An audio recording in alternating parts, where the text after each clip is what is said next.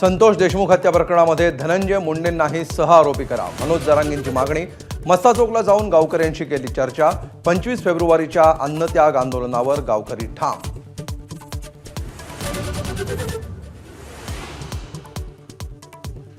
रिचार्जवाल्या ताईंच्या खोक्यात 25 खोक्याचा balance. राष्ट्रवादीच्या सूरज चव्हाण यांचा अंजली दमानियांवर आरोप। आता होऊन जाऊ दे, सगळी खाती तपासा, संतापलेल्या दमानियांचं आव्हान।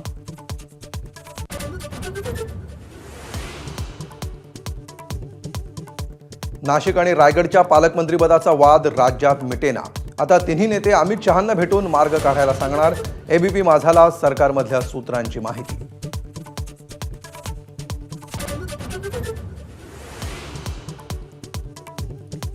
ठाण्याच्या बालेकिल्ल्यातच शिंदेंना शह देण्याचा भाजपचा प्रयत्न।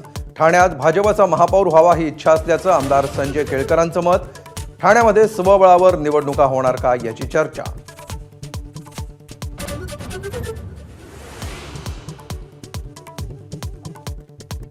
मुंबईत जमिनी खालून गेलेल्या केबल आणि पाईपलाईनसाठी कर आकारणी करा। राज ठाकरेंची मनपा आयुक्तांकडे मागणी। 42 युटिलिटींवर कर लावला तर 10,000 कोटी मिळतील असा सल्ला।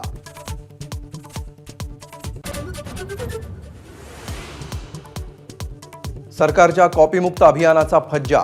10वीच्या परीक्षेमध्ये राज्यभरात अनेक ठिकाणी कॉपीचे प्रकार समोर। जालन्यात मराठीचा पेपर फुटल्याची चर्चा।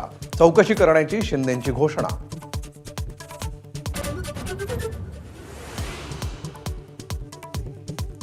पुणे महापालिकेच्या 1,500 कर्मचाऱ्यांना आयकर विभागाकडून 45 कोटींचा दंड।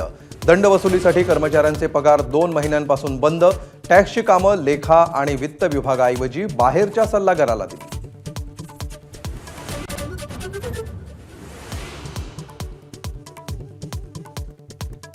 बोहरा समितीचा अहवाल केंद्रीय गृह खात्याच्या रेकॉर्डवरून गायब झाल्याचा संशय।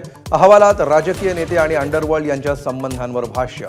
माहिती उपलब्ध नसल्याचं धक्कादायक उत्तर। माझाची एक्सक्लुझिव्ह माहिती।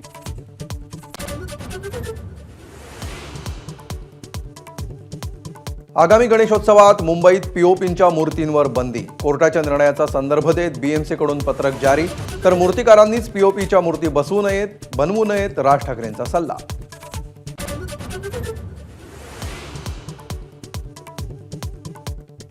'98व्या मराठी साहित्य संमेलनाचं पंतप्रधान नरेंद्र मोदींच्या हस्ते उद्घाटन। मंचावर मोदी आणि शरद पवारांच्या गप्पा। फडणवीसांचीही उपस्थिती।